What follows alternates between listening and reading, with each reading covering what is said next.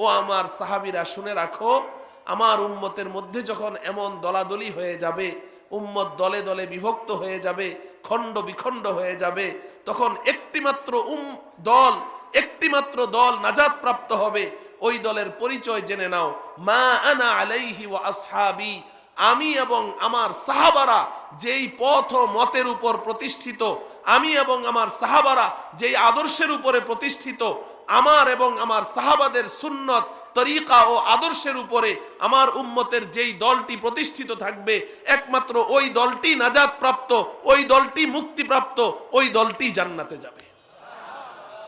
মুহতারাম হাজিরিন, আপনারা বলেন, যে সকল সাহাবায়ে কেরামকে লক্ষ্য করে নবীজি এই হাদিসটি শুনিয়েছেন, ওই সকল সাহাবায়ে কেরাম কি ৭৩ দলে বিভক্ত ছিলেন? তাদের মধ্যে কোনো দলাদলি ছিল? তাহলে বোঝা গেল নবীজি সাহাবায়ে কেরামের জমানার কথা বলেননি, ভবিষ্যৎবাণী করেছেন। ভবিষ্যতে উম্মতের মধ্যে এমন একটা পরিস্থিতি সৃষ্টি হবে যে উম্মত বিভিন্ন দলে বিভক্ত হয়ে যাবে। আমি কোরআন ও হাদিসের একজন আদনা তালিবুল ইলম হিসেবে, একজন নগণ্য ছাত্র হিসেবে আমার কেন যেন বারবার মনে হয় যে নবীজি যেই সময়টির কথা বলেছেন, যেই একটি বিভীষিকাময় সময়ের কথা বলেছেন, যে উম্মতের মধ্যে এমন দলাদলি হতে হতে ৭৩ দলে বিভক্ত হবে, আমি আর আপনি এখন বর্তমান ওই সময়ের মধ্যে অবস্থান করছি। এমন এমন দল সৃষ্টি হচ্ছে, এমন এমন বিভক্তি সৃষ্টি হচ্ছে, যা আমাদের কল্পনাকেও হার মানিয়ে দিচ্ছে। এমন একটি পরিস্থিতিতে আমাদের আজকে জানা প্রয়োজন যে এই ৭৩ দলের মধ্যে নাজাত প্রাপ্ত, মুক্তিপ্রাপ্ত দল কোনটি? বলেন ঠিক না বেঠিক? আমরা কি ওই ৭২ দলের অন্তর্ভুক্ত হতে চাই, নাকি ওই নাজাত প্রাপ্ত দলের অন্তর্ভুক্ত হতে চাই? নাজাত প্রাপ্ত দলের অন্তর্ভুক্ত হতে চাই। মুক্তিপ্রাপ্ত ওই জান্নাতের পথের পথিক ওই দলটিকে আমরা ফাইন্ড আউট করতে চাই, খুঁজে বের করতে চাই, এবং ওই দলের সাথেই আমরা আমরণ থাকতে চাই। বলেন ঠিক না বেঠিক? মুহতারাম হাজিরিন, আজকে আমি আপনাদের সম্মুখে ওই দলটির পরিচয় আমি পেশ করতে চেষ্টা করব, কোনো পক্ষের পক্ষপাতিত্ব না করে, কোনো দলের দালালি না করে, কোনো ধরনের প্রান্তিকতার শিকার না হয়ে। আমাকে আল্লাহ রব্বুল আলামিন কোরআন ও হাদিসের যতটুকু ইলম দান করেছেন, আকাবিরিন কেরাম থেকে, আউলিয়া আল্লাহদের সোহবত থেকে, বুজুর্গানে দ্বীনের সোহবতে থেকে, আসাতেজায়ে কেরামের থেকে যতটুকু আলো আমি পেয়েছি, আমি আমার কোরআন ও সুন্নাহর আলোকে আপনাদেরকে আমি আজকে ওই দলটির পরিচয় দিতে চেষ্টা করব। আল্লাহ রব্বুল আলামিন আমাদের সকলকে হক দলটিকে চিহ্নিত করে, সত্যের পথের পথিক ওই দলটিকে ফাইন্ড আউট করে, খুঁজে বের করে আমরণ ওই দলের সাথে থাকার তৌফিক দান করুন। আমরা সবাই ওই সত্যের পথের পথিক, ওই জান্নাতি জামাত, নাজাত প্রাপ্ত দলের সাথে সকলেই থাকতে রাজি আছি তো ইনশাআল্লাহ? আল্লাহ রব্বুল আলামিন আমাদের সকলকে কবুল করেন। মুহতারাম হাজিরিন, আমি এ কথা সবাই আপনারা বিশ্বাস করেন, সবাই বিশ্বাস করেন যে আমরা কেউ বর্তমান যেই জগতে বসবাস করছি, যেই জগতে বসবাস করছি, আমরা কেউ প্রকৃত অর্থে এই জগতের বাসিন্দা নই। আমাদের গন্তব্যস্থল, আমাদের আসল ঠিকানা, আসল বাড়ি এই দুনিয়ার জগৎ নয়। প্রশ্ন জাগে, তাহলে আমাদের আসল বাড়ি কোথায়? আমাদের আসল ঠিকানা কোথায়? আসল গন্তব্যস্থল কোথায়?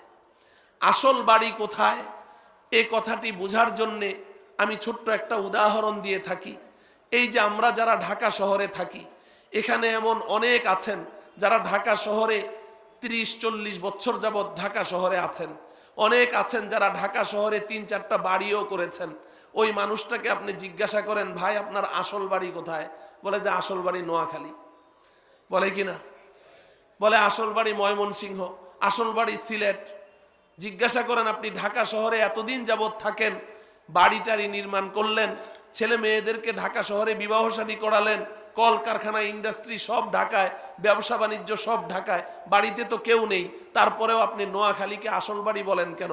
উত্তরে বলবে যে ভাই আমার বাপ দাদার ভিটা বাড়িটা নোয়াখালী, এজন্য ঢাকাকে আসল বাড়ি বলতে রাজি না, নোয়াখালী আসল বাড়ি। বলেন ঠিক কিনা? যদি বাপদাদার ভিটা বাড়ি আসল বাড়ি হয়, ও মুসলমান, আমাদের আব্বা আম্মা হযরতে আদম এবং হাওয়া আলাইহিমাসসালাতু ওয়াসসালামকে আল্লাহ রাব্বুল আলামিন সৃষ্টি করে সর্বপ্রথম যেই বাড়িতে থাকতে দিয়েছিলেন ওই বাড়িটির নাম কি?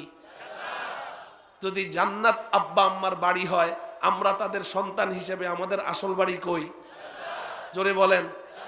জান্নাত আমাদের আসল বাড়ি। আজকে এই গাসা উলামা মাশায়েখ ঐক্য পরিষদের মাহফিলে এই যে এইভাবে আমরা জমায়েত হয়ে বসে আছি, কেন আছি? আমরা এখানে আছি এজন্য যে আমাদের আসল বাড়ি তো এই দুনিয়ার জগৎ নয়, আমাদের আসল বাড়ি তো জান্নাত। আমরা তো দুনিয়াতে মুসাফির অবস্থায় আছি, এখন আমাদের আসল বাড়ি জান্নাতে আমরা সহজে কিভাবে যেতে পারবো, এই কথাগুলো উলামায়ে কেরামের জবান থেকে শুনবো, ওই অনুযায়ী প্রস্তুতি গ্রহণ করব এবং নিরাপদে আমরা আমাদের বাড়িতে পৌঁছে যাব। বলেন ঠিক না বেঠিক? মুহতারাম হাজিরিন, আল্লাহ রাব্বুল আলামিন আমাদের আব্বা আম্মাকে জান্নাত থেকে এই দুনিয়ার জগতে পাঠিয়েছেন। জান্নাত থেকে তারা এসেছেন এবং তাদের সাথে আল্লাহ পাক ওয়াদা করেছেন, এই দুনিয়ার জগতে তোমাদের চিরদিন থাকতে হবে না, এই দুনিয়ার জগতে তোমাদেরকে পাঠিয়েছি জান্নাতে যাওয়ার প্রস্তুতি গ্রহণ করার জন্যে, যোগ্যতা অর্জন করার জন্যে।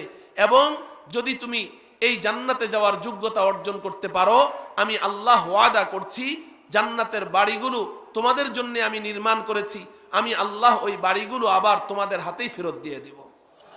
এবং জান্নাত আমাদের কেমন বাবার বাড়ি, আমাদের কেমন অধিকার জান্নাতের উপরে, কোরআনে হাকিমে আল্লাহ পাক বলেন, ওয়ালাকুম ফিল আরদি মুস্তাকাররুন ওয়া মাতাউন ইলা হিন, নির্দিষ্ট কিছুদিন থাকো, এরপরে ওই জান্নাতের বাড়ি আমি তোমাদের হাতে ফেরত দিয়ে দিব।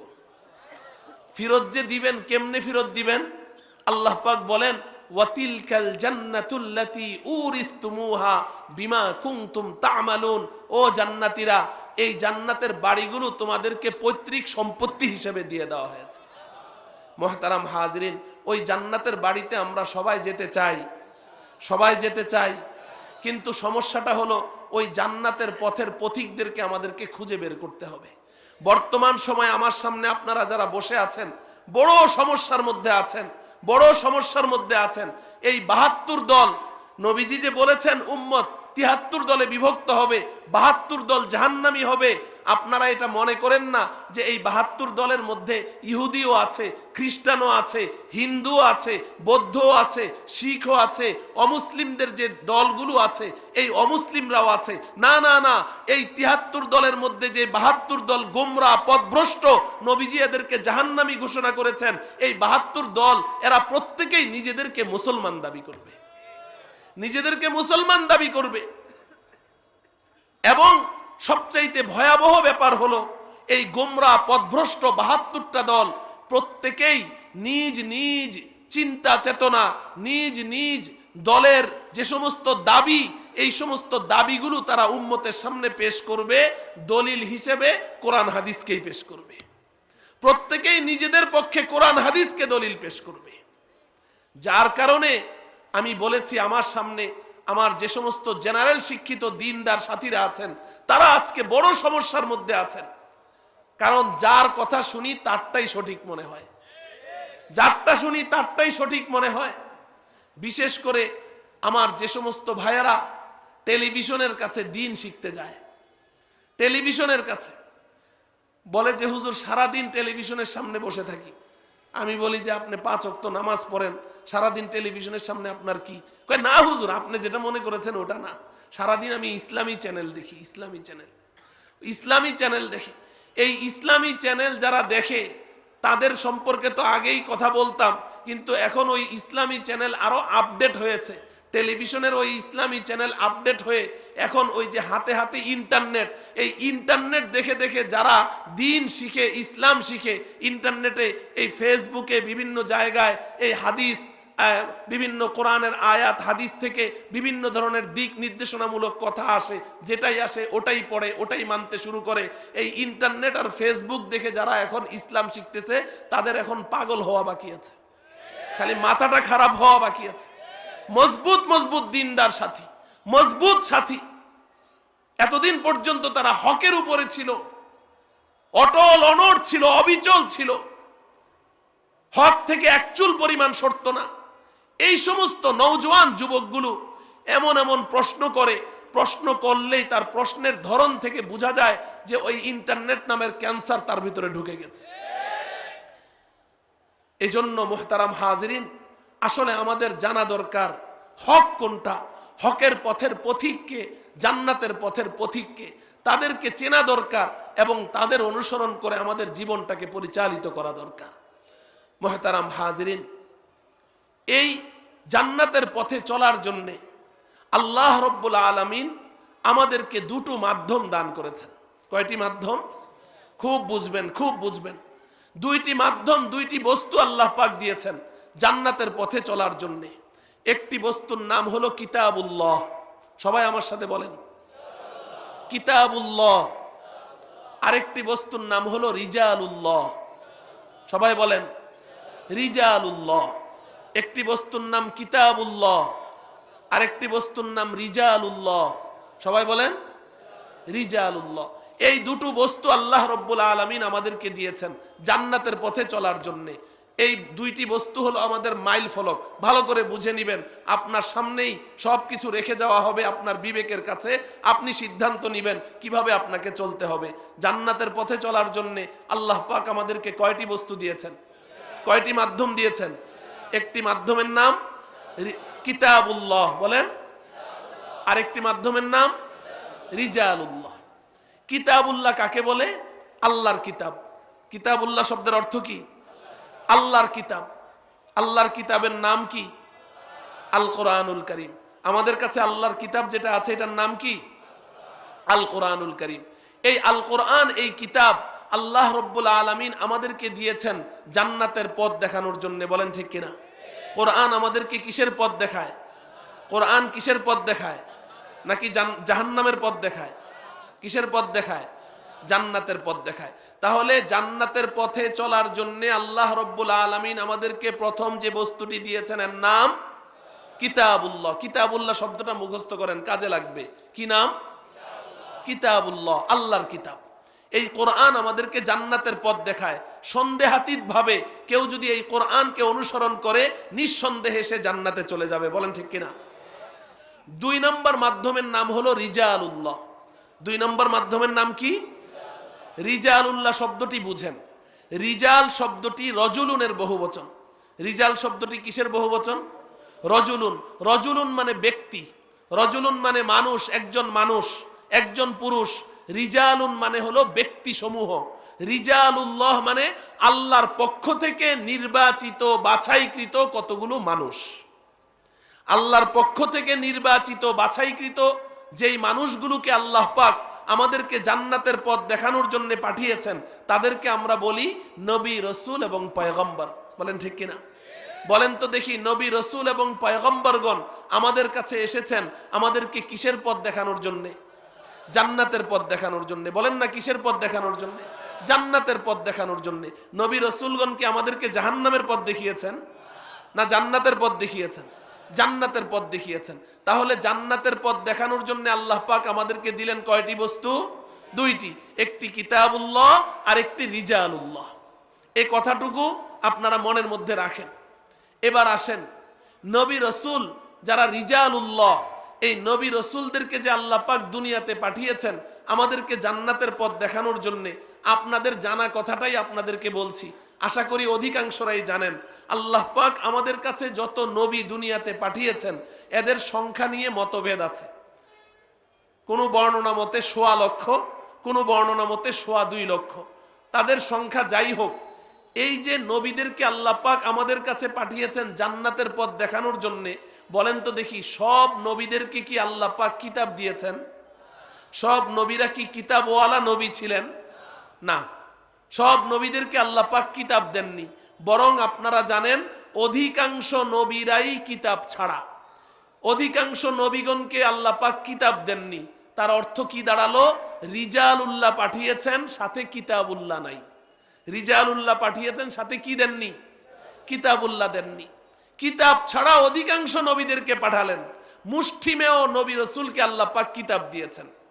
এবার বলেন দেখি, যে সমস্ত নবীগণ কিতাব ছাড়া দুনিয়াতে এসেছিলেন তাদের কাছে কিতাব নেই, ওয়াহির মাধ্যমে তারা তাদের কওমের লোকদেরকে জান্নাতের দিকে আহ্বান করেছেন, রিজালুল্লাহ আছে, নবী আছেন, কিতাব দেননি, ওই সমস্ত নবীদের আহ্বানে যেই মানুষগুলো সাড়া দিয়েছিল তারা কি জান্নাতে যাবে কি যাবে না?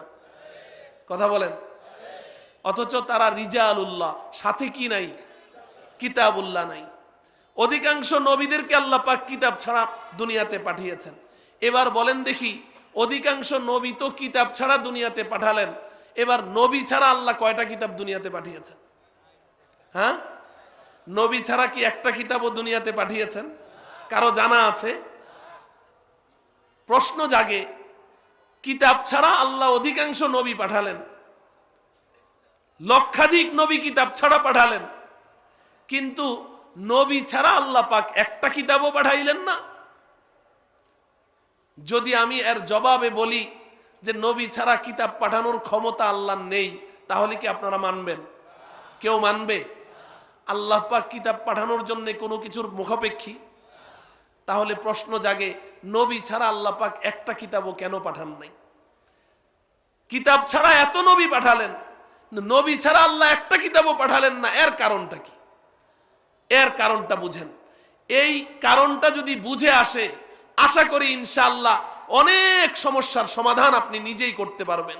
মুহতারাম হাজিরিন, নবী ছাড়া আল্লাহ একটা কিতাবও কেন পাঠালেন না, এর একমাত্র এবং একমাত্র জবাব হলো আসমানি কিতাব, আল্লাহ পাকের পক্ষ থেকে নাজিলকৃত কিতাব। এই কিতাব কোন উম্মতের পক্ষে নিজে নিজে পড়ে জান্নাতের পথে চলা ততক্ষণ পর্যন্ত সম্ভব নয়, যতক্ষণ পর্যন্ত আল্লাহর পক্ষ থেকে নির্বাচিত রিজালুল্লাহ ওই কিতাবকে ব্যাখ্যা করে উম্মতকে না বুঝিয়ে দিবে। রিজালুল্লাহর ব্যাখ্যা ছাড়া কিতাবুল্লাহ বুঝা সম্ভব না। এই স্লোগানটা মুখস্থ করেন। আজকে আমি এই স্লোগানটা আপনাদেরকে মুখস্থ করানোর জন্য এসেছি। রিজালুল্লাহর ব্যাখ্যা ছাড়া কিতাবুল্লাহ বুঝা উম্মতের পক্ষে সম্ভব না। যদি রিজালুল্লাহর ব্যাখ্যা ছাড়া কিতাবুল্লাহ উম্মতের পক্ষে বুঝা সম্ভব হতো, তাহলে আল্লাহ পাক একটা কিতাব অন্তত পক্ষে রিজালুল্লাহ ছাড়া পাঠাতেন, একটা কিতাব পাঠাতেন। যে ও দুনিয়ার মানুষ, আমি তো কিতাব ছাড়া অসংখ্য নবী দুনিয়াতে পাঠিয়েছি, কিতাবুল্লাহ ছাড়া অসংখ্য রিজালুল্লাহ দুনিয়াতে পাঠিয়েছি, এখন আমি একটা কিতাব পাঠালাম, সাথে রিজালুল্লাহ দিলাম না, সাথে কোনো নবী দিলাম না। কিতাবটা পাহাড়ের উপরে আল্লাহ পাক ছেড়ে দিতেন, আর ফেরেশতাদের মাধ্যমে ঘোষণা দিয়ে দিতেন, ও দুনিয়ার মানুষ, ওই যে পাহাড়ের উপরে কিতাব আছে, নিয়ে আসো কিতাব, এনে এটাকে ফটোকপি করে ঘরে নিয়ে নিয়ে সবাই পড়ো, এটাই আমার আসমানি কিতাব, এই কিতাব তো তোমাদেরকে জান্নাতের পথই দেখাবে। কোনো সন্দেহ আছে? কিতাবুল্লাহ যে জান্নাতের পথ দেখায়, কোনো সন্দেহ আছে? তো এই কিতাব তো তোমাদেরকে জান্নাতের পথ দেখাবে, অতএব এই কিতাব পড়ে পড়ে জান্নাতের পথে চলো, এই ঘোষণাটা আল্লাহ দিতে পারতেন কি পারতেন না? কিন্তু আল্লাহ পাক এটা কেন করেন নাই? এটা না করার একমাত্র কারণ হলো যে আসমানি কিতাব রিজালুল্লাহর ব্যাখ্যা ছাড়া, আল্লাহর পক্ষ থেকে নির্বাচিত ব্যক্তির ব্যাখ্যা ছাড়া উম্মতের পক্ষে নিজে নিজে পড়ে বুঝা সম্ভব, এবং এই কিতাবুল্লাহ নিজে নিজে পড়ে বুঝে ওই কিতাবুল্লাহর অনুসরণ করে জান্নাতে যাওয়া এই উম্মতের পক্ষে সম্ভব। কি লাগবে? রিজালুল্লাহর ব্যাখ্যা লাগবে। কি লাগবে?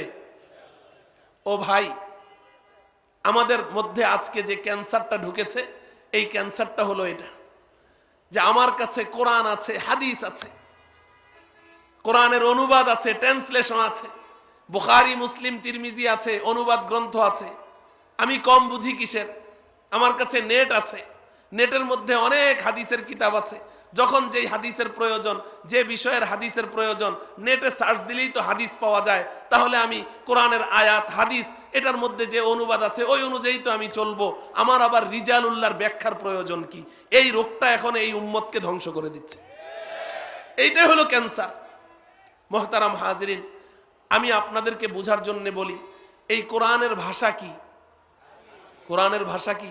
কোরআন নাজেল হয়েছিল, তাদের ভাষা কি ছিল? আরবি ছিল।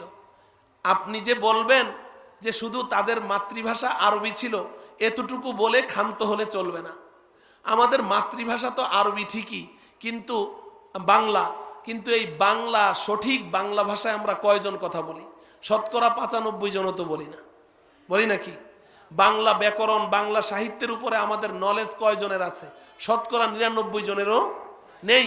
কিন্তু আপনারা শুনলে অবাক হবেন, তৎকালীন যুগে আরবরা যাদের উপরে এই কোরআন অবতীর্ণ হয়েছিল, ওই আরব জাতি, তারা আরবি ভাষার উপরে এত বড় পণ্ডিত ছিল, আরবি সাহিত্য, গদ্য পদ্য তাদের এতটাই আত্মস্থ ছিল।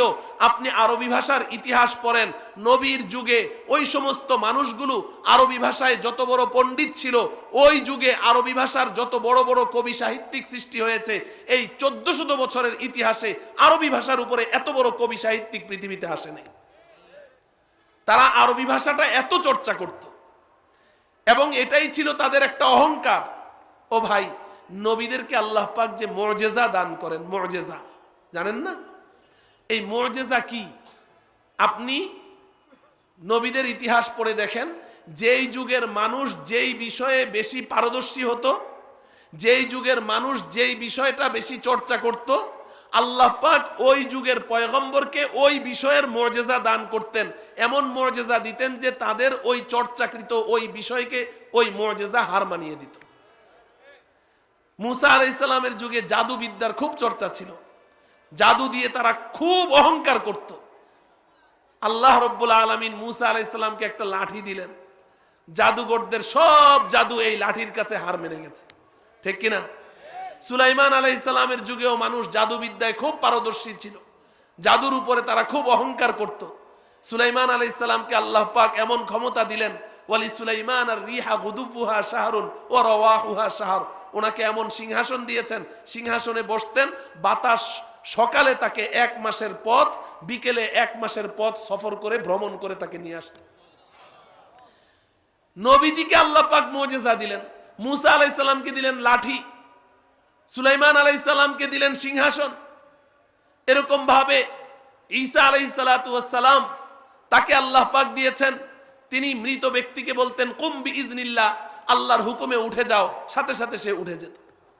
আমাদের নবীজিকে যত মুআজিজা দিয়েছেন তার মধ্যে সর্বশ্রেষ্ঠ মুআজিজা হলো আল কোরআনুল কারীম। সুবহানাল্লাহ বলেন।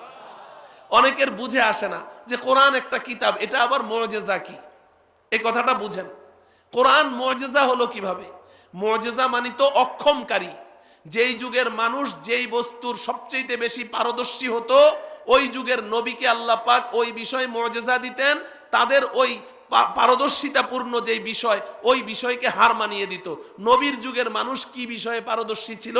নবীর যুগের মানুষ আরবি সাহিত্যে পারদর্শী ছিল। সুবহানাল্লাহ বলেন। আরবি সাহিত্যে পারদর্শী ছিল।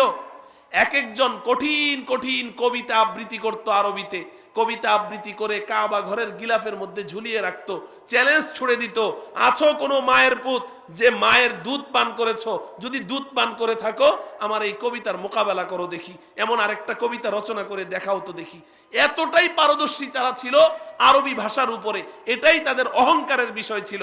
আল্লাহ রাব্বুল আলামিন তাদের ভাষায় উম্মি নবী, যিনি একটা অক্ষরও এই পৃথিবীর কারো কাছে শিখেন নাই, আলিফ বা তাসাও কারো কাছে শিখেন নাই, উম্মি নবীর উপরে তাদের আরবি ভাষায় এমন এক কিতাব নাযিল করলেন, এই কিতাবটাও আরবি ভাষায় পাঠালেন। আল্লাহ পাক বললেন ফাতু বিসূরাতিম মিন মিসলি, যদি তোমরা এই কিতাবের মোকাবেলা করতে চাও বড় কোনো সূরা লাগবে না, পুরা কিতাবের মোকাবেলা করতে হবে না। ফিসূরাত বিসূরাতিন আই সূরাতিন সূরাতিন সগীরাতিন তানবিন লিতাকলিল, ছোট্ট একটা সূরা, তোমরা যদি এটার মোকাবেলা করতে পারো, আমার এই কিতাবের ছোট্ট একটা সূরার অনুরূপ একটা সূরা বানাতে পারো, তাহলে আমি বুঝবো যে তোমরা আরবি ভাষায় খুব পারদর্শী। মক্কার কাফেররা তারা কিন্তু দীর্ঘদিন প্রচেষ্টা করেছে, কোরআনে কারীমের সূরা কাউসারের 3টা আয়াতও বানাইতে পারে নাই। এই হলো মুআজিজা। তাহলে তারা আরবি ভাষায় এত পণ্ডিত ছিল। ও ভাই, আমি যে কথা বুঝাতে চাই, তাহলে তারা যে আরবি ভাষায় এত পণ্ডিত, তাদের উপরে আরবি ভাষার কোরআন নাযিল হলো, বুঝতে কি কোনো আর সমস্যা আছে? এই কোরআন বুঝতে কি আর কোনো সমস্যা আছে? এরপরেও আপনি তাফসিরের কিতাব খুললে জায়গায় জায়গায় পাবেন আল্লাহ পাক কোরআনের আয়াত নাযিল করেছেন, আয়াতটা শোনা মাত্র সাহাবায়ে কেরাম আমল শুরু করে দিয়েছেন। পরবর্তীতে নবীজি ডেকে বললেন, তোমরা এই আয়াতের অর্থ বুঝো নাই, আল্লাহ তোমাদেরকে এই আয়াতে এই কাজ করতে বলেন নাই, আল্লাহ অমুক কাজ করতে বলেছেন। সাহাবায়ে কেরাম তখন তাদের ভুল বুঝলেন, এরপরে সঠিকটা আমল শুরু করলেন। আমি দৃষ্টান্ত স্বরূপ, উদাহরণ স্বরূপ আপনাদেরকে একটি ঘটনা শোনাই। বুখারী শরীফের মধ্যে এসেছে, ইসলামের প্রাথমিক যুগে সাহরি খাওয়ার নিয়ম ছিল রমজানে, সাহরি খাওয়ার নিয়ম ছিল ঘুমের আগে খেতে হবে। ঘুমিয়ে পড়লে তো আর কিচ্ছু খাওয়া যাবে না, এক ফোঁটা পানিও খেতে পারবে না। ঘুমের আগেই তোমাকে খেতে হবে। সূর্যাস্তের পরে, আগের দিন সূর্যাস্তের পরে তুমি ঘুমের আগে আগে খেয়ে নিবে সাহরি। যদি মাগরিব নামাজ পড়েও ঘুমিয়ে পড়েছো, সারা রাত কিচ্ছু খেতে পারবে না। এটা ছিল বিধান। সহজ না কঠিন? কঠিন। বুখারী শরীফের মধ্যে এসেছে, একজন সাহাবী, আনসার, মদিনার আনসাররা, সাহাবায়ে কেরাম, তারা বেশিরভাগ কৃষি কাজ করতেন। মুহাজিররা তারা বেশিরভাগ ব্যবসা বাণিজ্য করতেন।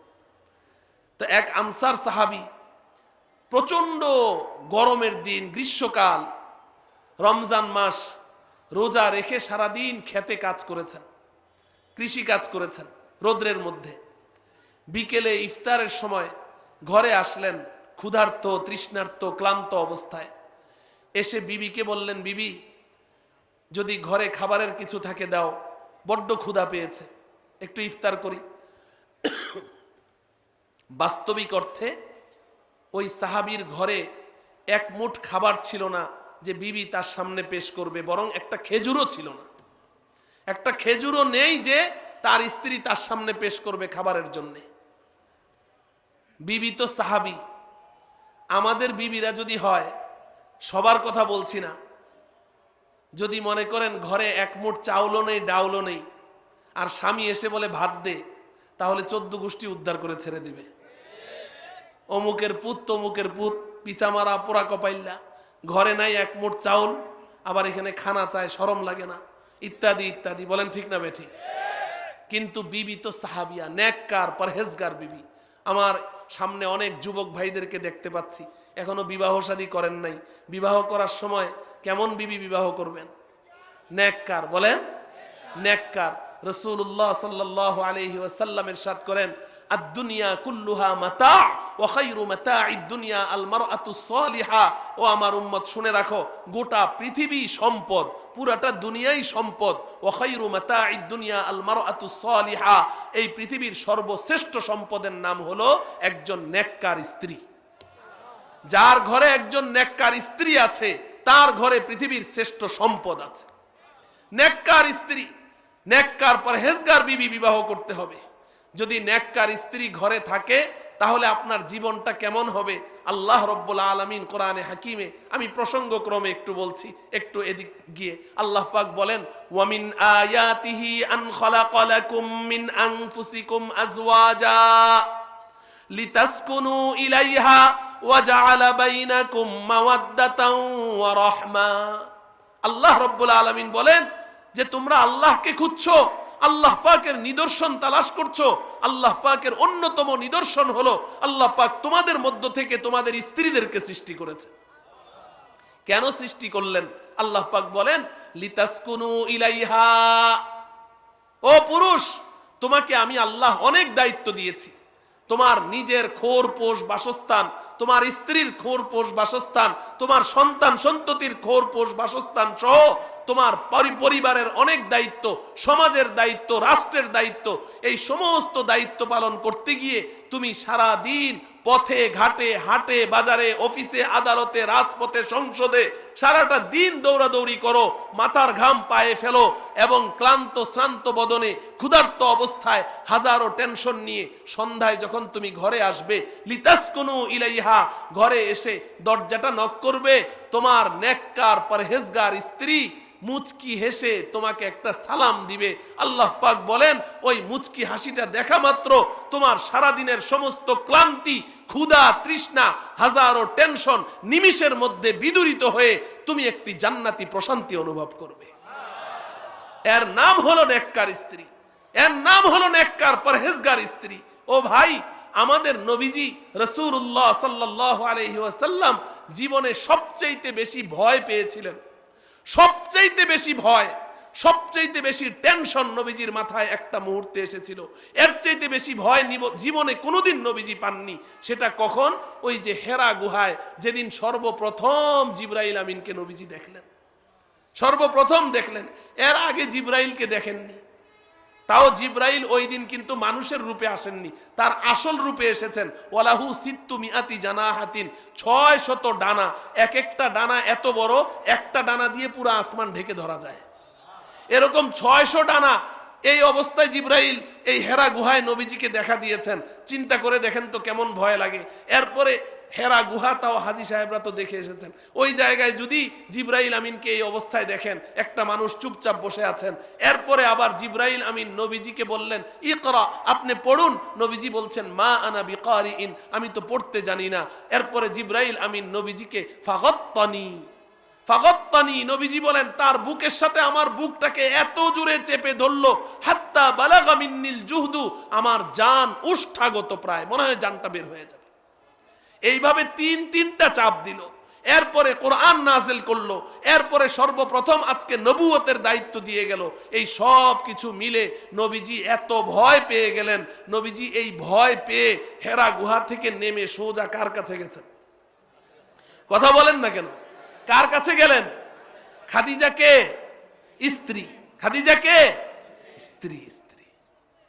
সমস্ত টেনশন দূর হওয়ার জায়গা হলো নেককার বিবি, সমস্ত ক্লান্তি দূর হওয়ার জায়গা হলো নেককার বিবি। নবীজি তো আর কোথাও গেলেন না, আর কোথাও গেলেন না, তিনি গেলেন তার স্ত্রীর কাছে। অথচ তার অভিভাবক খাজা আবু তালেব, তার চাচা তখনও জীবিত আছেন না নাই?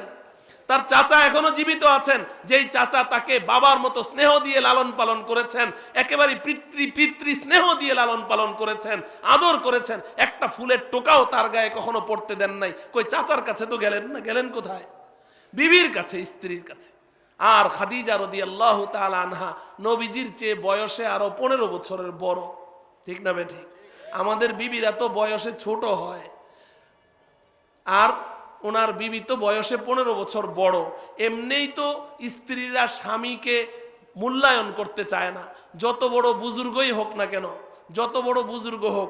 কিন্তু দুনিয়াবাসীর কাছে বুজুর্গ, হাজার হাজার লক্ষ লক্ষ মুরিদান তার কাছ থেকে এলেমের নূর নিচ্ছে, তার কাছ থেকে হেদায়েতের নূর নিচ্ছে, কিন্তু বিবি সহজে তাকে বুজুর্গ মানতে চায় না। বলেন ঠিক না বেঠিক? ওই যে ছোটবেলায় গল্প শুনেছিলাম যে এক বুজুর্গ অনেক বড় আল্লাহ ওয়ালা, কিন্তু বিবির কাছে কোনো দাম নাই, বিবি একটু পাত্তাও দেয় না। তো একদিন বুজুর্গ যখন ঘরে আসলেন, তার বিবি বলে যে কিসের বুজুর্গ হয়েছেন আপনি? আজকে দেখলাম আসল বুজুর্গ। কই কি বুজুর্গ দেখলে? দেখলাম এক আল্লাহর ওলি জায়নামাজের উপরে বসে আছে, জায়নামাজের উপরে বসে বাতাসের উপর দিয়ে উড়ে চলে যাচ্ছে, আমার মাথার উপর দিয়েই গেল। কই সত্যি নাকি? বলে হ্যাঁ, আমি নিজ চোখে দেখেছি। তুমি সত্যি দেখেছো? বলে হ্যাঁ, আমি দেখেছি, জায়নামাজের উপর দিয়ে বসে উড়ে চলে গেল, ওইটা হলো বুজুর্গ। আপনি কিসের বুজুর্গ? তো স্বামী বলে যে আরে ওইটা তো আমিই ছিলাম, ওই জায়নামাজের উপরে তো আমি বসা ছিলাম। তখন বউ কয় যে ও আপনি ছিলেন, এই জন্যই তো জায়নামাজটা একটু বেকা বেকা লাগলো। মানতে রাজি না, স্বামীকে স্বীকৃতি দিতে রাজি না। বলেন ঠিক না বেঠিক? তাও যদি স্বামী আবার বয়সে ছোট হয়, হযরতে খাদিজা নবীজির চেয়ে 15 বছর বড়, নবীজি 15 বছর ছোট, সেই খাদিজার কাছে নবীজি গিয়ে আজকে এমন এক কথা বললেন যেই কথা খাদিজা জীবনেও শুনে নাই। নিজে স্বামী নবুয়তের দাবি করে বসলেন যে আমি তো আল্লাহর পয়গম্বর হয়ে গেছি। খাদিজা তাও যেই সেই নারী না, সে তো আরব দেশের একজন সম্ভ্রান্ত ফ্যামিলির নারী। পুরা কোরাইশের মধ্যে তার চেয়ে শ্রেষ্ঠ নারী ছিল না। তিনিও কোরাইশি ছিলেন, বড় ব্যবসায়ী ছিলেন, কোনো কিছুর তার অভাব ছিল না। তিনি তার সামনে যখন স্বামী এই কথা পেশ করলো, দেখেন নেককার পরহেজগার স্ত্রী, নবীজি বলছেন লাকাদ খাশিতু আলা নাফসি, আমার তো বড় ভয় হচ্ছে, বড় ভয় হচ্ছে, না জানি আমার কি হয়ে যায়। কি দেখলাম? এটা কি দেখলাম? আমাকে বলছে আমি নাকি পয়গম্বর, আমার কাছে কোরআন নাজিল করছে, কিতাব নাজিল করছে। স্ত্রী কি করলেন? স্ত্রী স্বামীর ভালো ভালো গুণগুলোকে স্মরণ করিয়ে দিয়ে স্বামীকে সান্ত্বনা দিচ্ছেন। ওয়াল্লাহি লা ইউখজিকাল্লাহু আবাদা। ও আমার মা বোনেরা, জানি না তাদের কানে আওয়াজ পড়ছে কিনা, নেককার পরহেজগার স্ত্রী কাকে বলে আপনারা জেনে নেন, কত বড় নিয়ামত। নেককার স্ত্রী দেখেন স্বামীকে বলছেন খোদার কসম, আল্লাহ আপনাকে কখনো লজ্জিত করবেন না। ইন্নাকা লাতাসিলুর রাহিমা ওয়াতাহমিলুল কাল্লা ওয়াতাকসিবুল মা'দুমা ওয়াতাকরিজ যায়ফা ওয়াতুঈনু আলা নওয়াইবিল হক। নবীজির মধ্যে 5টা শ্রেষ্ঠ গুণ ছিল, প্রত্যেকটা গুণ স্মরণ করিয়ে করিয়ে দিয়ে যে আপনি তো এই যুগে আত্মীয়দের খুব খোঁজ খবর নেন, যেখানে আরবরা আত্মীয়দের সম্পদ লুটের মধ্যে একজন আরেকজনের উপরে হিংস্র প্রাণীর মতো ঝাঁপিয়ে পড়ে আত্মীয়দের উপরে, সেখানে আপনি আত্মীয়দের খোঁজ খবর নেন। আপনি তো মেহমানদারি করেন, আপনি তো নিঃস্ব দরিদ্রদেরকে নিজে কামাই করে তাদেরকে আপনি দেন, আপনি তো খুব মেহমানদারি করেন, আপনি তো মজলুম নিপীড়িতদেরকে আপনি নিজে সহযোগিতা করেন। আর যার ভেতরে এতগুলো গুণ আছে, খোদার কসম করে আমি বলছি আল্লাহ আপনাকে লজ্জিত করবেন না, আপনি ভয় পেন না। নেককার স্ত্রী দেখেন, নেককার স্ত্রী। আর আমাদের অবস্থাটা হলো, আমার এক মুসল্লি, ওই বেচারা এখন আর নাই, একেবারে শেষমেশ ঢাকা ছাড়তে বাধ্য হয়েছে, আল্লাহ পাক তাকে সুখে রাখেন দুনিয়াতে থাকলে। চোখের পানি ছেড়ে দিয়ে বলে যে হুজুর ঘরে যাইতে পারি না। বলে কেন, কি হয়েছে? কয় ঘরে আগুন। ঘরে কি আগুন? তা আমি বললাম ঘরে আগুন লেগেছে, আপনি এইভাবে শান্তশিষ্টভাবে এখানে বসে আছেন, আপনি ফায়ার সার্ভিসে খবর দেন না কেন? কয় না না, ওই আগুন না হুজুর, অন্য আগুন। কি আগুন? কয় আমার স্ত্রী। স্ত্রী বলে আগুন আছে না নাই? হ্যাঁ, ওই ঘরে আগুন। আমি বললাম কেন আগুন কেন? কয় হুজুর সারাদিন কাগজ কলম নিয়ে বসে থাকে। আমি বললাম কেন, আপনার বিবি কি ডাক্তার, প্রেসক্রিপশন লেখে? কয় না, প্রেসক্রিপশন লেখে না। ইঞ্জিনিয়ার, বিল্ডিং এর ড্রয়িং করে? কয় না হুজুর তাও না। তো কাগজ কলম নিয়ে কি করে? কয় যে হুজুর ওর কোনো কথা মনে থাকে না, ব্রেন একটু কম, তো এই জন্য কাগজ কলম নিয়ে বসে থাকে, যখন যেটা মনে পড়ে ওটা লিখে রাখে। তাহলে তো ভালো কথা, এটা তো ভালো গুণ, আগুন হইলো কেমনে? কয় না, আমার সাথে ঝগড়া করবে কি কি বিষয় নিয়ে, এগুলা ও কাগজের মধ্যে নোট করে রাখে। এরপরে যখন আমি ঘরে যাই, কাগজে একটা একটা করে দেখে আর আমার সাথে ঝগড়া করে।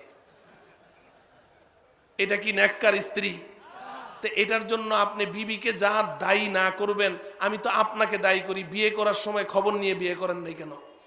এই জন্য নেককার বিবি বিয়ে করবেন তো ইনশাআল্লাহ। নেককার পরহেজগার বিবি বিয়ে করতে হবে। আল্লাহ রব্বুল আলামিন আমাদের সকলকে এই নিয়ামতের মালিক হওয়ার তৌফিক দান করেন।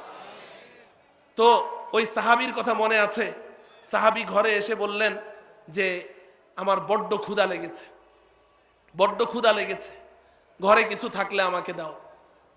এখন স্ত্রী তো সাহাবী, নেককার স্ত্রী, স্ত্রী চিন্তা করছেন যে আমার স্বামী ক্ষুধার্ত তৃষ্ণার্ত অবস্থায় আর কারো কাছে তো গেল না, সে তো আমার কাছে এসে খাবারটা চেয়েছে, আমি কোন মুখে তাকে আমি বলবো যে ঘরে কিচ্ছু নাই?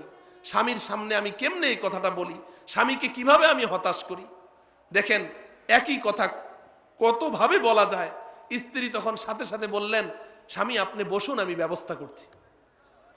সুবহানাল্লাহ বলেন, আপনি বসুন, আমি ব্যবস্থা করছি। এই কথা বলে স্বামীকে ঘরে বসিয়ে রেখে স্ত্রী গেলেন পাশের বাড়িতে। পাশের বাড়িতে গিয়ে কিছু গম হাওলাত করে আনলেন। জব এনেছেন, জব তো বুঝবে না যুবকরা, এই জন্য গম বললাম, গমের মতোই আরেকটা জব। এই গম হাওলাত করে আনলেন। হাওলাত করে এনে দূরে বসে, স্বামী যেন টেন না পায়, চাক্কির মধ্যে এগুলাকে পিষলেন। আগের যুগে, এখন তো ডিজিটাল দেশ, সবকিছু ডিজিটাল হয়ে গেছে, নন ডিজিটাল ওটা।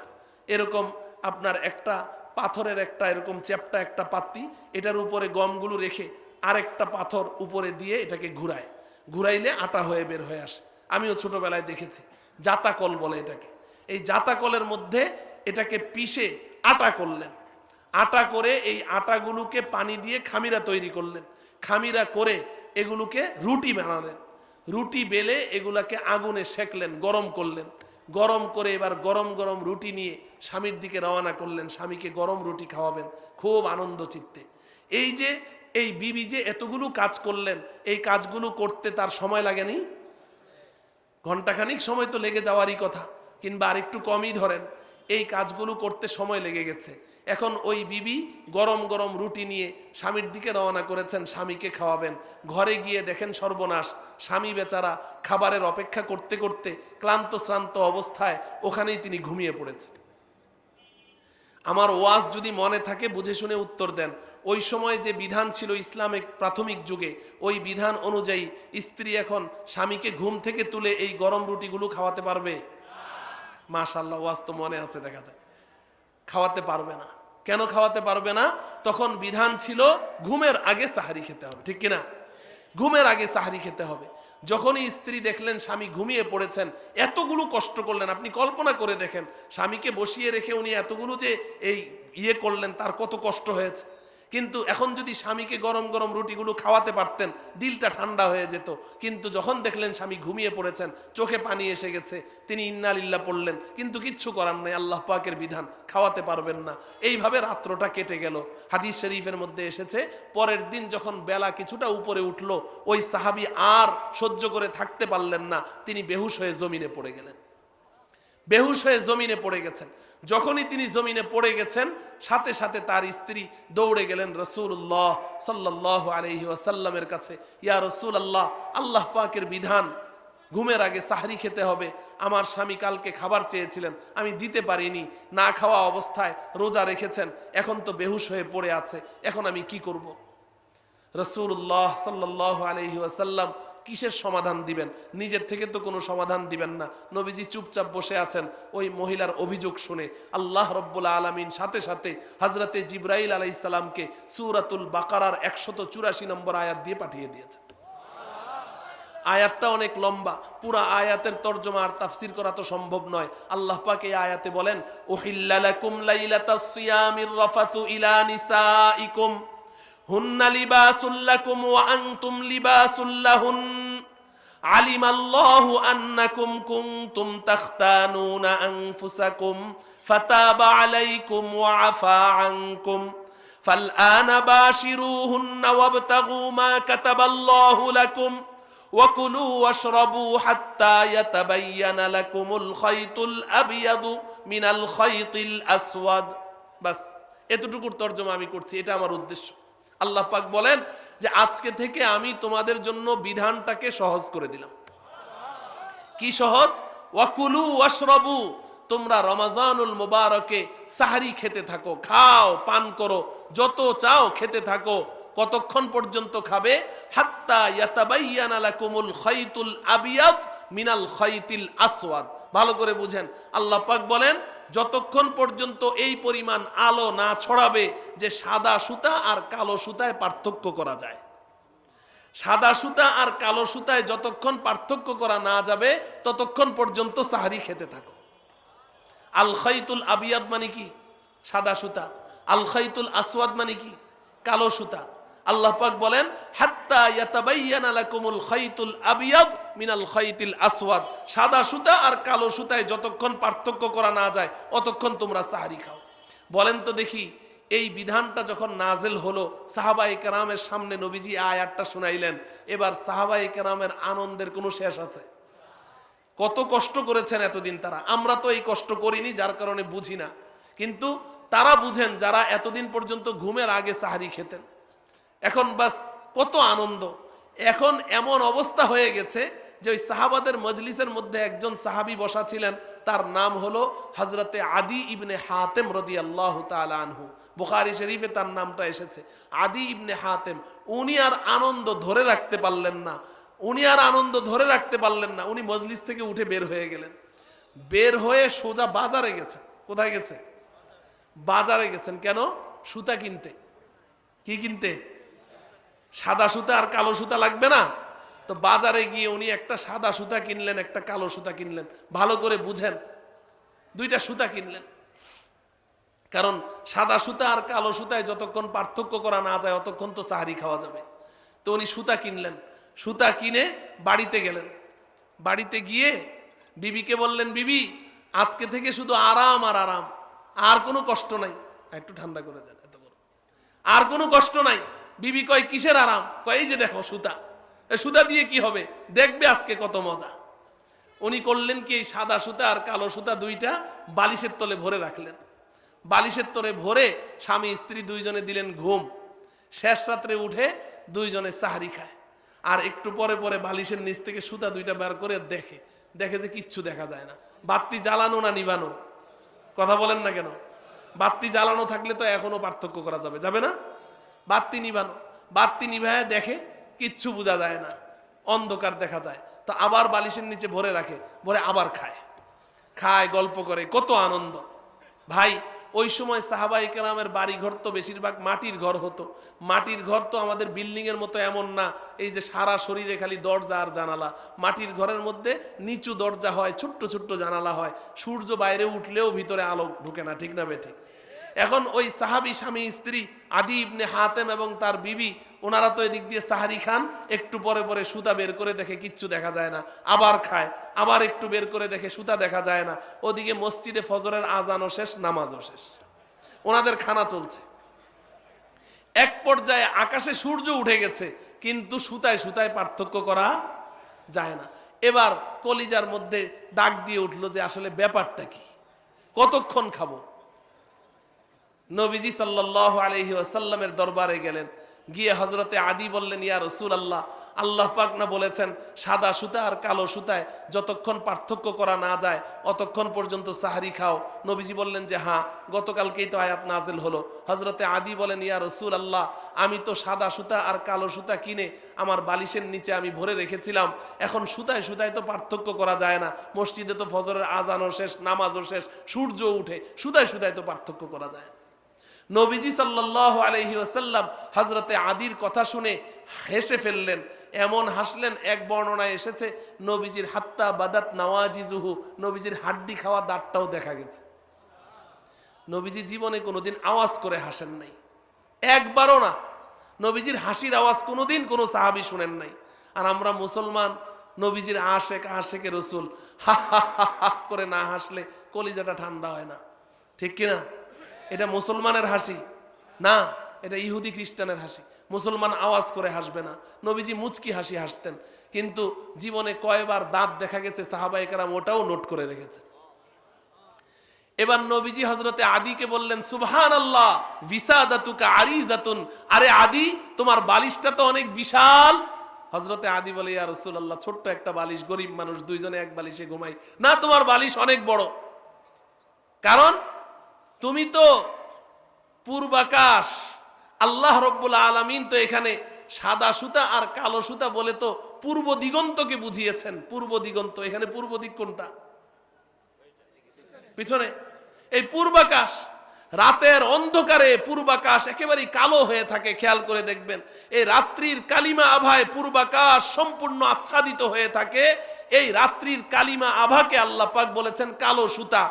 আর যখন সুবহে সাদেক হয় শেষ রাত্রিতে, তখন এই রাত্রির কালিমা আভা পূর্বাকাশ থেকে বিদূরিত হয়ে সুবহে সাদিকের শুভ্র আভায় পূর্বাকাশ সুশোভিত হয়ে যায়, সাদা হয়ে যায়। এটাকে আল্লাহ পাক বলেছেন সাদা সুতা।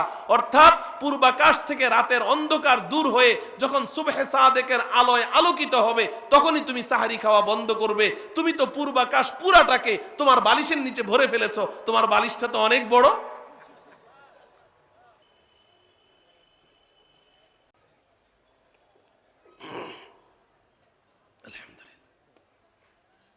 আমি আপনাদের কাছে জানতে চাই, সাহাবিয়ে রাসূল কোরআনের এই আয়াতের তর্জমাটা কি সঠিক বুঝেছিলেন না ভুল বুঝেছিলেন? এই ঘটনা শুধু হযরতে আদি একা ঘটাননি, বরং বুখারী শরীফের মধ্যে এসেছে হযরতে আদি তো সাদা সুতা আর কালো সুতা কিনে বালিশের নিচে ভরেছেন, আর কিছু সাহাবী বাজার থেকে সুতা কিনে একটা সুতা ডান পায়ে আর একটা সুতা বাম পায়ে বেঁধে রেখেছেন। শেষ রাত্রে খায় আর ডান পায়ের দিকে একবার তাকায়, বাম পায়ের দিকে একবার তাকায়। তাহলে সাহাবায়ে কেরাম এই আয়াতের তর্জমাটা ঠিক বুঝলেন না ভুল বুঝলেন? ভুল বুঝলেন। এরকম দৃষ্টান্ত যদি একটা একটা করে দিতে থাকি, তাহলে দৃষ্টান্ত দিতে দিতে কয়েক ঘন্টা পার হয়ে যাবে। আমি যে কথাটা বুঝাতে চাই, মুহতারাম হাজরিন, যাদের ভাষা আরবি, যারা আরবি ভাষায় এত বড় পণ্ডিত ছিলেন, তাদের উপরে যেই কোরআন নাজিল হলো, এই কোরআনের অর্থ উদ্দেশ্য ব্যাখ্যা বুঝতে যদি তাদের সমস্যা হয়, তারা যদি সঠিক অর্থ বুঝতে না পারেন, নবীজিকে ব্যাখ্যা করে বুঝিয়ে দিতে হয়, তাহলে আজকে আমি বাংলা ভাষা আমার মাতৃভাষা, কারো ভাষা উর্দু, কারো ভাষা হিন্দি, কারো ভাষা ইংরেজি, আমি নিজে একজন প্রফেসর ইঞ্জিনিয়ার হয়ে আমি কোরআনের অনুবাদ ঘরে রাখবো, আর হাদিস বুখারী মুসলিম তিরমিজির অনুবাদ ঘরে রাখবো, কোরআন হাদিস পড়বো আর জান্নাতের পথে চলবো। কারো কোনো ব্যাখ্যা বিশ্লেষণ আমি মানবো না, রিজালুল্লাহর কোনো ব্যাখ্যা মানবো না। কিতাবুল্লাহ আমার কাছে আছে, হাসবুনা কিতাবুল্লাহ, বাস এই কিতাবুল্লাহ আমার জন্য যথেষ্ট, কারো ব্যাখ্যা আমি মানবো না। এই কথা যদি কেউ বলে, তাহলে সে সুস্থ মস্তিষ্কের মানুষ না পাগল? ওটা পাগল, ওর মাথা সমস্যা আছে, মাথায় সমস্যা আছে। মুহতারাম হাজরিন, আজকে আমাদের এই সমস্যাটা এইখানে। ভালো করে বুঝেন, আমি কোনো সম্প্রদায়, কোনো দল, কোনো গোষ্ঠী, কাউকে আমি কটাক্ষ করতে চাচ্ছি না। আমি আপনাদের ইমানের হেফাজতের জন্য বলছি। আমি আগেই বলেছি, আমি কোনো দলের দালালি করব না, কোনো পক্ষের পক্ষপাতিত্ব করতে চাচ্ছি না। আমি আপনাদেরকে জান্নাতের পথের পথিক, ওই হক জামাতের পরিচয় দিতে চাই। আজকে আমাদেরকে এই হক জামাত থেকে বিভ্রান্ত করার জন্যে, হক জামাত থেকে বিচ্যুত করার জন্যে আজকে আমাদের পেছনে যে সমস্ত বাতিল ফেরকাগুলো লেগেছে, তারা আজকে সবচেয়ে বড় সবক আমাদেরকে এই বুঝাচ্ছে যে তোমরা রিজালুল্লাহর অনুসরণ করবে না, তোমরা নিজেরা নিজেরা কোরআন হাদিস পড়ে যা বুঝো ওই অনুযায়ী জান্নাতের পথে চলো। ঠিক না বে ঠিক? এই যে আমি কয়টা দলের কথা বলবো, কয়টা দলের কথা বলবো? সবাই তো কোরআন হাদিস দিয়ে দলিল পেশ করে, সবাই কোরআন হাদিস দিয়ে দলিল পেশ করে। আমার মসজিদে আমি আগে 5 ওয়াক্ত নামাজ পড়াইতাম। সফর বেড়ে যাওয়ার কারণে এখন শুধু জুমা পড়াই। 5 ওয়াক্ত নামাজে আমি মুসল্লি। একদিন নামাজ পড়ছি, তা আমার পাশে এক যুবক নামাজ পড়ছে। যুবকটার দাঁড়ানোর ঢং দেখেই আমার কাছে একটু ব্যতিক্রম মনে হলো। এই যুবক দেখি আস্তে আস্তে পাওটা এরকম ছড়ায়, পাওটা ছড়াইতে ছড়াইতে এক পর্যায়ে আমার পায়ের কনিষ্ঠা আঙ্গুলটার উপরে ওর আঙ্গুলটা এইভাবে রেখে চাপ দিল নামাজের মধ্যে। তো আমার কাছে একটু আনইজি লাগলে আমি পাওটা একটু সরিয়ে ফেললাম। সরানোর সাথে সাথে সে আবার পাওটা আরেকটু ছড়িয়ে আমার পায়ের সাথে এভাবে ঘেঁষে দাঁড়াইল। তা আমি নামাজের পরে যুবকটাকে জিজ্ঞাসা করলাম যে তুমি কি আমাকে চিনো? কয় হ্যাঁ, আপনি এই মসজিদের খতিব। তা আমি বললাম যে খতিব হিসেবে তো আমি তোমার কাছে একটু শ্রদ্ধা পাওয়ার যোগ্য, তো তুমি নামাজের মধ্যে আমাকে পাও দিয়ে বারবার মানে খালি খোঁচা মারো, লাথি মারো, ব্যাপারটা কি? কয় যে বুখারী শরীফে আছে। ওই যুবকটা আমাকে কি বলে? বুখারী শরীফে আছে। আপনি বলেন, আমার জায়গায় আপনি হলে আপনি কতটুকু ধৈর্য ধারণ করতে পারতেন? এই বুখারী শরীফ বাংলাদেশে একবার পড়েছি, আলহামদুলিল্লাহ, খুব ভালো উস্তাদের কাছে পড়েছি। বাংলাদেশের সর্বশ্রেষ্ঠ শাইখুল হাদিস আল্লামা আজিজুল হক সাহেব রহমতুল্লাহি আলাই, বাংলাদেশের আরেকজন সর্বশ্রেষ্ঠ শাইখুল হাদিস আল্লামা কাজী মুতাসিম বিল্লাহ রহমতুল্লাহি আলাই, তাদের কাছে আমি বুখারী শরীফ পড়েছি, বুঝে পড়েছি, আলহামদুলিল্লাহ বুঝে পড়েছি। এরপরে এখান থেকে দারুল উলুম দেওবন্দে গিয়ে সেখানেও আমি হজরত শেখ নাসির খান রহমতুল্লাহি আলাই, শেখ আব্দুল হক আজমি রহমতুল্লাহ আলাই, আমার সব উস্তাদ শাইখুল আরবি ওয়াল আজম আউলাদে রসুল সৈয়দ হুসাইন আহমদ মাদানী রহমতুল্লাহ আলাই সাগরিদ, আমি তাদের কাছে পড়েছি। বুখারী শরীফ না বুঝে পড়িনি। এটা শুধু আপনাদেরকে, আমার কথাটা যেন আপনাদের একটু আস্থা লাগে এজন্য বলছি, অহংকার করছি না। দারুল উলুম দেওবন্দে, ওখানে তো জানেন আপনারা অনেক দেশের ছাত্ররা পড়ে। আমাদের সময় প্রায় 5টা রাষ্ট্রের ছাত্র ছিল। আমি আলহামদুলিল্লাহ পুরা দারুল উলুম দেওবন্দের মধ্যে আমি ফার্স্ট বয় ছিলাম। তাহলে বোঝা গেল যে কিতাব কিছু বুঝে পড়েছি। এরপরে দেশে আসার পরে আজকে 1.5 যুগ পার হয়ে গেল, একাধিক মাদ্রাসায় বুখারী শরীফ পড়াই, কিন্তু আমার ওই বন্ধুরা এরা কথায় কথায় বলে যে বুখারী শরীফে আছে। এখন এই কলেজের একটা ছাত্র আমাকে বলে বুখারী শরীফে আছে, তাহলে আমি কতটুকু আর ধৈর্য ধরতে পারি? তারপরেও তাকে অনুরোধ করলাম, বাবা তুমি একটু বসো, নামাজের পরে তোমার সাথে কথা আছে। সালাম ফিরানোর পরে এই ছেলেটাকে নিয়ে আমি দোতলায় আমার হুজরায় গেলাম। হুজরায় গিয়ে ছেলেটাকে বসিয়ে রেখে আমার র্যাক থেকে আমি একটা বুখারী শরীফ টান দিয়ে বের করছি। যখনই কিতাবটা বের করছি, পেছন থেকে ওই ছেলেটা বলে, হুজুর আমি কিন্তু বুখারী শরীফ পড়তে পারি না। কারণ ও তো বুঝে গেছে যে ওকে এখন রিমান্ডে নেওয়া হবে। বলে, হুজুর আমি কিন্তু বুখারী শরীফ পড়তে পারি না। তা আমি বললাম যে বুখারী শরীফ পড়তে পারো না, তুমি না একটু আগে বললা বুখারী শরীফে আছে, তো আমাকে একটু বের করে দেখাও বুখারী শরীফের কোন জায়গায় আছে যে নামাজের মধ্যে এরকম 3 হাত ফাঁক করে দাঁড়াইতে হবে আর পাশের লোকের পায়ের সাথে পা লাগিয়ে এভাবে চাপ দিয়ে দাঁড়াইতে হবে, এটা আমাকে একটু দেখায় দাও। পরে বলে যে হুজুর আমি দেখাইতে পারবো না। তো তুমি না বললা বুখারী শরীফে আছে, তো তুমি জানলা কিভাবে বুখারী শরীফে আছে? কয় যে আমার শায়েখ বলেছে। কি বলেছে? শায়েখ। এই যে দেখেন কালো বিড়াল কেমনে বের হয়ে আসে। এখন বলেন, এরা কি বুখারী শরীফের হাদিস মানছে নাকি এদের শায়েখদেরকে মানছে? হ্যাঁ, শায়েখদেরকে মানছে। এরা বুখারী শরীফের হাদিস মানছে না। ঠিক না বেঠিক? এরকম একটা সম্প্রদায় আমাদের দেশে আছে না নাই? নিজেদের পরিচয় দেয় কি? আহলে হাদিস। কি বলে? আহলে হাদিস। এই মানুষগুলো আজকে আমাদের মুসলমানদের মধ্যে বিভ্রান্তি ছড়াচ্ছে, ঝগড়া সৃষ্টি করছে। ঠিক না বেঠিক? আমি কয়জনের কথা বলবো? একজন কবি বলেন, তানে হামা দাগ দাগ শুধ পাম্বা কুজা কুজা নেহাম, আমার সারা শরীরে ঘা, আমি কয় জায়গায় পট্টি লাগাবো। এখন আমাদের অবস্থাটা এমন হয়ে গেছে, আমি কয়জনের কথা আপনাদের সামনে পেশ করব। এরা এখন আমাদের সমাজের মধ্যে ঝগড়া লাগাচ্ছে। দেখেন, আমরা এই উপমহাদেশের মুসলমান, বাংলাদেশের মুসলমান, আমরা সবাই একরকম নামাজ পড়ি। আমাদের নামাজের মধ্যে কোনো ভিন্নতা ছিল? কোনো ভিন্নতা ছিল না। সবাই আমরা একরকম নামাজ পড়ি, সবাই আমরা একরকম তারাবি পড়ি, সবাই আমরা একরকম ঈদের নামাজ পড়ি, সবাই একরকম জুমা পড়ি। আমাদের নামাজ এক, আমাদের অজু এক, আমাদের জুমা এক, আমাদের তারাবি এক, আমাদের ঈদের নামাজ এক, আমাদের জানাজার নামাজ এক, সব আমাদের এক। কিন্তু এখন নতুন করে আমার ওই বন্ধুরা এসে সমাজের মধ্যে এখন বিভ্রান্তি ছড়াচ্ছে। এখন ভাইয়ে ভাইয়ে ঝগড়া, এমনকি বাবার সাথে সন্তানেরও ঝগড়া। ঠিক না বেঠি? এরা মসজিদের মধ্যে যায়, মসজিদে গিয়ে মসজিদে মসজিদে ভাগ ভাগ হয়ে যায়, দলে দলে বিভক্ত হয়ে যায়। আমি একটা কথাও আন্দাজের উপরে বলছি না, যেহেতু আমি এই বিষয়ে কথা বলি, এগুলো যাচাই বাছাই করে বলছি। এ ভাগ করে দেয়, তোরা 4 জন ওই মসজিদে যা, তোরা 4 জন ওই মসজিদে যা, এরকম ভাগ করে বিভিন্ন মসজিদে পাঠায়। এরপরে 4 জন 4 জায়গায় দাঁড়ায়। ইমাম সাহেব যখন বলে গায়রিল মাগদুবি আলাইহিম ওয়ালাদ-দাল্লিন, 4 জন 4 কোণা থেকে এমন জোরে চিৎকার দিয়ে আমিন বলে চিল্লান দিয়ে ওঠে, পাশে যদি হার্টের রোগী থাকে মনে হয় হার্ট অ্যাটাক করবে। করে কি করে না? এই তো পুরা মসজিদের মানুষগুলো যখন চুপচাপ নিম্ন স্বরে আমিন বলছে, আপনারা আমিন বলেন না? ইমাম সাহেব ওয়ালাদ-দাল্লিন বললে আপনারা আমিন বলেন না? তো সবাই তো আমরা আমিন বলি। তো সবগুলো মানুষ যখন একেবারেই খুশু খুশুর সাথে এক মনে আমিন বলছে, এর মধ্যে যদি 2টা ছেলে চিৎকার করে ওঠে, তাহলে নামাজের মনোযোগ ঠিক থাকবে? এই বাস এমন একটা বিভ্রান্তি ছড়াই দিল। নামাজের পরে যদি আপনি ধরেন, বলবে যে বুখারী শরীফে আছে। ওদের একটা স্লোগান কি?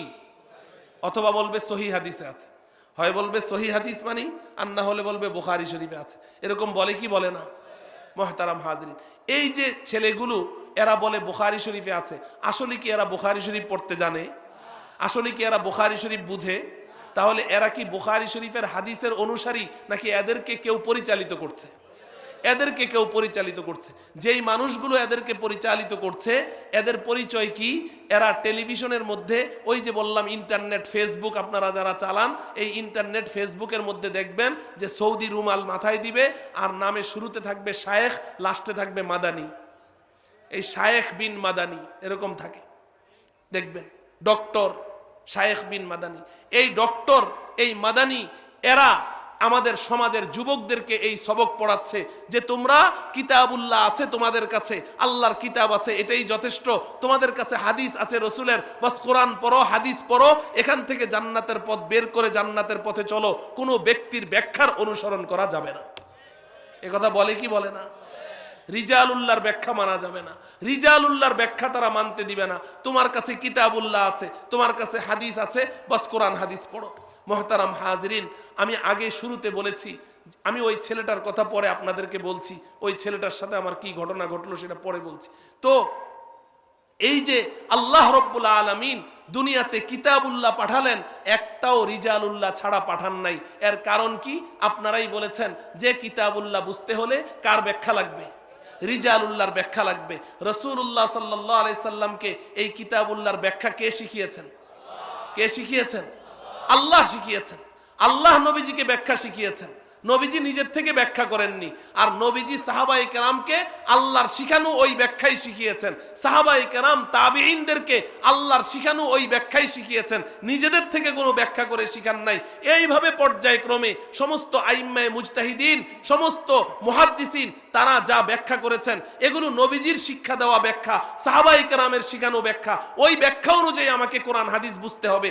আমি যদি বলি আমি খুব ব্রিলিয়ান্ট ছাত্র, আমি সায়েন্সের ছাত্র, আমার ব্রেন অনেক শার্প, আমি কোরআন পড়ি, হাদিস পড়ি, যা পড়ি তাই বুঝি, আমি যদি আমার নিজের ব্রেন অনুযায়ী কোরআন হাদিসের ব্যাখ্যা করে চলি, তাহলে নিশ্চিতভাবে জানতে হবে আমি সিরাতে মুস্তাকিম থেকে সরে গেছি, আমি জান্নাতের পথ থেকে সরে গেছি। সাহাবায়ে কেরাম যদি বুঝতে ভুল করেন, আপনি এই কথাটা কেন বুঝতে পারছেন না? আজকে আমাদের ওই সমস্ত বন্ধুরা বিশেষ করে তারা মাযহাবের বিরুদ্ধে কথা বলে, ঠিক না বেঠিক? তারা বলে যে কোনো মাযহাব মানা যাবে না, চার মাযহাবের কোনো মাযহাব মানা যাবে না, না হানাফি, না শাফিঈ, না মালিকি, না হাম্বলি। মুহতারাম হাজিরিন, তারা এই সমস্ত কথা বলে মানুষের মধ্যে বিভ্রান্তি এই ছড়াচ্ছে যে তুমি কোরআন মানো না, হাদিস মানো না, তুমি ইমাম আবু হানিফাকে মানো। নাউজুবিল্লাহ বলেন। কোরআন হাদিসের বিপক্ষে আমরা কেউ ইমাম আবু হানিফাকে মানি? হ্যাঁ, ইমাম আবু হানিফা যদি কোরআনের বিরুদ্ধে কোনো কথা বলে তাহলে আমরা মানবো? হাদিসের বিপক্ষে কোনো কথা বলে তাহলে মানবো না? প্রশ্নই ওঠে না, প্রশ্নই ওঠে না। বরং সাহাবাই কেরামের মধ্যেই তো এই অবস্থা ছিল। সাহাবাই কেরাম তারা যদি মনে করেছেন যে অন্য কোনো সাহাবী তার কথাটা নবীজির হাদিস অনুযায়ী, কোরআন অনুযায়ী হয়নি, তখন তারাও তো ওটাকে একেবারে সরাসরি মুখের উপরে প্রত্যাখ্যান করে দিয়েছে। আমরা ইমাম আবু হানিফাকে মানি না, বরং কোরআনের মধ্যে যদি কোনো দুই আয়াতে আমাদের কাছে কন্ট্রাডিকশন মনে হয়, এক আয়াতের বক্তব্য ভিন্ন রকম, আরেক আয়াতের বক্তব্য ভিন্ন রকম আমাদের কাছে মনে হচ্ছে, তখন আমরা কোনটা সিদ্ধান্ত নিব? আমি আপনাদেরকে একটা উদাহরণ দিই, বুঝার জন্য বলছি। কোরআনে হাকিমে আল্লাহ রাব্বুল আলামিন বলেন, ওয়াল মুতাল্লাকাতু ইয়াতারাব্বাসনা বিআনফুসিহিন্না সালাসাতা কুরু। তালাক প্রাপ্তা নারী, তালাক প্রাপ্তা মহিলা, যাকে স্বামী তালাক দিয়ে দিয়েছে, আল্লাহ পাক বলেন ওই নারী 3 কুরু পরিমাণ নিজেকে সংযত রাখবে। 3 কুরু পরিমাণ সে নিজেকে সংযত রাখবে, অন্যত্র বিবাহ বসতে পারবে না। কতদিন পর্যন্ত? 3 কুরু, বলেন না, 3 কুরু পরিমাণ সে অন্যত্র বিবাহ বসতে পারবে না। এখন 3 কুরু পরিমাণ বিবাহ বসতে পারবে না, এটা তো আমরা বুঝলাম, কিন্তু কুরু কি জিনিস এটা বুঝতে হবে না? কুরু কি খায় না পরে না কি করে, এটা আমাদের জানতে হবে কি হবে না? এখন আপনি ডিকশনারি খুলেন, আপনি তো কারো ব্যাখ্যা মানবেন না, আপনি আহলে হাদিস ভাই, তো আপনি এখন ডিকশনারি খুলেন। ডিকশনারি খুললে দেখবেন যে কুরু শব্দের 2টা অর্থ লেখা আছে, এবং 2টা অর্থই বিপরীতমুখী, একটা আরেকটার বিপরীত। একটা অর্থ লেখা আছে, কুরু অর্থ হলো নারীরা প্রতি মাসে যেই কয়দিন পবিত্র থাকে ওই কয়দিনকে কুরু বলা হয়। কুরু অর্থ হলো তুহুর, যেই কয়দিন পবিত্র থাকে এটাকে কুরু বলা হয়। আরেকটা অর্থ লেখা আছে ওখানেই, নারীরা যেই কয়দিন অপবিত্র থাকে, তাদের যে মিন্স চলে, মাসিক ঋতুস্রাব চলে, ওই সময়টুকুকে কুরু বলা হয়। 2টা অর্থই ডিকশনারিতে লেখা আছে। এখন আপনি তো আহলে হাদিস ভাই, আপনি তো কারো কোনো ব্যাখ্যা মানবেন না, আপনি কোরআন মানেন, হাদিস মানেন। তো কোরআনের আয়াতে আল্লাহ পাক বলেছেন 3 কুরু সমপরিমাণ একজন নারী বিবাহ বসতে পারবে না। এখন 3 কুরু মানে কি 3টা পবিত্রতার সময় পার করে তারপরে বিবাহ বসবে, নাকি 3 কুরু অর্থ 3টা মিন্স পার করে বিবাহ বসবে? কোন অর্থটা আপনি আমল করবেন? আহলে হাদিস ভাই আমাকে বলেন, আপনি তো কারো ব্যাখ্যা মানবেন না। সমস্যা সৃষ্টি হলো কি হলো না? হ্যাঁ, এখন আপনি কি করবেন? এখন 2টা পথ আপনার সামনে খোলা আছে। একটা হলো যে আমার যেটা মন চায় আমি ওইটা মানবো, যেটা আমার জন্য সুবিধা হয়, যেটা আমার জন্য সুবিধা হয় আমি এটা মানবো। আর আরেকটা হলো যে না, আমি আমার সুবিধার কথা চিন্তা না করে এই কোরআন ও হাদিস বুঝার জন্য আল্লাহ রব্বুল আলামিন যুগে যুগে বড় বড় ব্যক্তিদেরকে আল্লাহ নিজের পক্ষ থেকে পাঠিয়েছেন, নির্বাচন করেছেন। রাসূলুল্লাহ সাল্লাল্লাহু আলাইহি ওয়াসাল্লাম বুখারী শরীফের একটি হাদিসে বলেছেন, লাউ কানাল ইলমু ফিস সুরাইয়া লানালাহু রাজুলুম মিন আসহাবি হাউলা। নবীজি বলেন, সালমান ফার্সির দিকে ইশারা করে, যে এই পারস্য দেশের এক লোক আসবে, আমার এই রেখে যাওয়া কোরআন ও হাদিসের ইলম যদি আকাশের সুরাইয়া তারকায় গিয়ে যদি পলায়ন করে, ওখানে গিয়ে যদি আত্মগোপন করে, তো এই পারস্য দেশ থেকে এক লোক এসে আকাশের সুরাইয়া তারকা থেকে ওই ইলমকে নামিয়ে এনে আমার উম্মতের মধ্যে বন্টন করে দিবে। অধিকাংশ মুহাদ্দিসিনদের মত হলো এই ব্যক্তি যার কথা নবীজি ভবিষ্যৎবাণী করেছেন তার নাম হলো নুমান ইবনে সাবিত, অর্থাৎ ইমামে আজম আবু হানিফা রাহমাতুল্লাহি আলাইহি। যাদেরকে আল্লাহ রব্বুল আলামিন এই কাজের জন্য নির্বাচন করেছেন, তারা সারাটা জীবন এই কোরআন ও সুন্নাহর পিছনে মেহনত করে কোরআন ও সুন্নাহ থেকে মাসাইলগুলো বের করে আমাদের দৈনন্দিন জীবনের করণীয় বর্জনীয় যা লাগে এই সব কিছুকে ওখান থেকে রিসার্চ করে বের করে করে তারা একটা সংকলন আমাদের সামনে পেশ করেছেন। এরকম সারা দুনিয়াতে মাত্র 4টা সংকলন পাওয়া যায়। সমস্ত সাহাবায়ে কেরামের আমল কি ছিল, নবীজির আমল কি ছিল, এগুলোর 4টা সংকলন আমাদের হাতে বর্তমান দুনিয়াতে পাওয়া যায়। একটা সংকলনের নাম হলো হানাফি, আরেকটা শাফিঈ, আরেকটা মালিকি, আরেকটা হাম্বলি। তারা এই 4জন ইমাম, তারা এই কোরআন ও সুন্নাহ থেকে রিসার্চ করে দৈনন্দিন জীবনের আমাদের করণীয় বর্জনীয়গুলো বের করে আমাদের সামনে রেখে গেছেন। এই 4টা সংকলনের নামই হলো 4টা মাযহাব। এই 4 সংকলনের নাম কি? ইমামে আবু হানিফা তিনি কোরআন ও হাদিস থেকে রিসার্চ করে যে মাসআলাগুলো বের করেছেন, এগুলো কি তার নিজস্ব মতামত পেশ করেছেন না কোরআন হাদিস থেকে পেশ করেছেন? কোরআন হাদিস থেকে পেশ করেছেন। ইমাম আবু হানিফার নিজস্ব মতামত নয়। এখন এখানে এই কুরু অর্থ কি? আমি কি 3টা মিন্স পরিমাণ অপেক্ষা করব না 3টা পবিত্রতার সময় পরিমাণ অপেক্ষা করব? এই সিদ্ধান্তটা কি আমি নিলে ভালো হবে নাকি যারা কোরআন ও হাদিসের বিশেষজ্ঞ ছিলেন তাদের মতামতটা গ্রহণ করলে ভালো হবে? তাদের মতামত গ্রহণ করলে ভালো হবে। তাইলে তো আমি আমার নফসের পূজারি হয়ে যাব যে না, আমার যেটা বুঝে আসে আমি সেটা করব। এই তাদের মতামত গ্রহণ করার নামই হলো মাযহাবের অনুসরণ করা। আমরা ইমাম আবু হানিফাকে মানি না, আমরা ইমাম শাফিঈকে মানি না, আমরা ইমাম মালিক, ইমাম আহমদ ইবনে হাম্বলকে মানি না। বরং যখন কোরআনের কোনো আয়াতের মধ্যে কন্ট্রাডিকশন হয়, যখন 2 হাদিসের মধ্যে কন্ট্রাডিকশন হয়, তখন নিজে সিদ্ধান্ত গ্রহণ না করে ইমাম আবু হানিফা যেই ব্যাখ্যা দিয়েছেন ওই ব্যাখ্যা অনুযায়ী আমরা কোরআন মানি, আমরা হাদিস মানি, আমরা আবু হানিফাকে মানি না। মুহতারাম হাজরিন, আজকে তারা দাবি করছে যে না, আবু হানিফা কি বুঝে, ইমাম মালিক, ইমাম আহমদ কি বুঝে, আমরা কোরআন হাদিস ভালো বুঝি। ওই যে সৌদি রুমাল মাথায় দেয়, যে এই সৌদি রুমালধারী, ওরা বলে কোরআন শরীফ ভালো বুঝে। আজকে থেকে যিনি তাবিঈ ছিলেন ইমাম আবু হানিফা, যিনি ইমাম আবু হানিফা তাবিঈ ছিলেন, তিনি কোরআন হাদিস বুঝেন নাই। আজকে 1400 বছর পরে এসে কোরআন শরীফটাও সহি শুদ্ধ পড়তে পারে না। আমি কারো গীবত করছি না। আমি দিনাজপুর গিয়েছি মাহফিলে, দিনাজপুর। ওখানে আমাকে এর 2 দিন পরে ওদের একজন ইমাম আছে, শায়েখ আব্দুর রাজ্জাক বিন ইউসুফ, আছে না নাই? তো আমাকে একজনে কাগজের মধ্যে এই চিঠি দিয়েছে যে হুজুর 2 দিন পরে আব্দুর রাজ্জাক বিন ইউসুফ সাহেব আসতেছে অমুক মাহফিলে, তাকে আমরা কিছু প্রশ্ন করতে চাই। কি প্রশ্ন করব আপনি একটু বলে দেন। তো আমি বললাম যে না ভাই, তাকে কি প্রশ্ন করবেন না করবেন এটা আপনাদের ব্যক্তিগত ব্যাপার, আমি কেন শিখিয়ে দিব। তবে আমার পক্ষ থেকে আপনারা একটা প্রশ্ন করবেন। সেটা কি?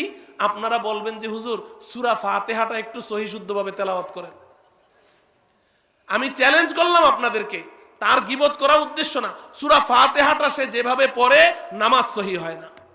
সূরা ফাতিহা পড়তে জানে না যেই মানুষ, সে এখন আবু হানিফার চেয়ে আরো বেশি বুঝে, আবু হানিফার চেয়ে বেশি বুঝে। তাদের দাবি হলো আইম্মায়ে মুজতাহিদিন কিচ্ছু বুঝতো না, এরাই কোরআন হাদিস ভালো বুঝে, অতএব এদের ব্যাখ্যা মতো এখন শুনতে হবে। মুহতারাম হাজরিন, এই যে ফিতনা, এই ফিতনাটা এসে আমাদের ঘরে ঘরে যে